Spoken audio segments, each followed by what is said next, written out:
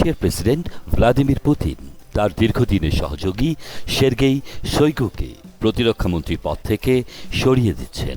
ক্রেমলিনের পক্ষ থেকে এ ঘোষণা দেয়া হয়েছে। ৬৮ বছর বয়সী শোইগু ২০১২ সাল থেকে এ ভূমিকায় আছেন। তাকে রাশিয়ার নিরাপত্তা পরিষদের প্রধান হিসেবে নিয়োগ দেওয়া হবে। রাশিয়ার পার্লামেন্টের উচ্চকক্ষ থেকে প্রকাশিত প্রতিবেদনে বলা হয়, শোইগুর স্থলাভিষিক্ত হবেন উপপ্রধানমন্ত্রী আন্দ্রেই বেলুসভ। ইউক্রেনের সঙ্গে রাশিয়ার যুদ্ধে শোইগু গুরুত্বপূর্ণ ভূমিকা রেখেছেন।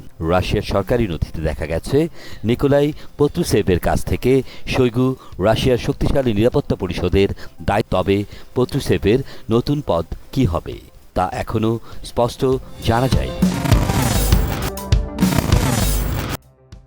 রুশ প্রেসিডেন্ট পুতিনের সঙ্গে শোইগুর সম্পর্ক ঘনিষ্ঠ। পুতিন সাইবেরিয়ায় মাছ শিকারে যাওয়ার সময় প্রায়ই শোইগুকে সঙ্গে নিয়ে যান। সামরিক বাহিনীতে কাজ করার অভিজ্ঞতা না থাকা সত্ত্বেও শোইগুকে প্রতিরক্ষা মন্ত্রণালয়ের দায়িত্ব দেওয়া হয়েছে। শোইগুর জায়গায় নিয়োগ পেতে যাওয়া বেলুসভ একজন অর্থনীতি। সামরিক বাহিনীতে তার কাজের অভিজ্ঞতা সামান্য। ক্রেমলিনের গণমাধ্যম বিষয়ক মুখপাত্র দিমিত্রি পেসকভ বলেন, বেসামরিক নাগরিককে নিয়োগের প্রস্তাব দেওয়ার মধ্য দিয়ে বোঝা যাচ্ছে প্রতিরক্ষামন্ত্রীর কাছ থেকে উদ্ভাবন সক্ষমতা চাওয়া হচ্ছে।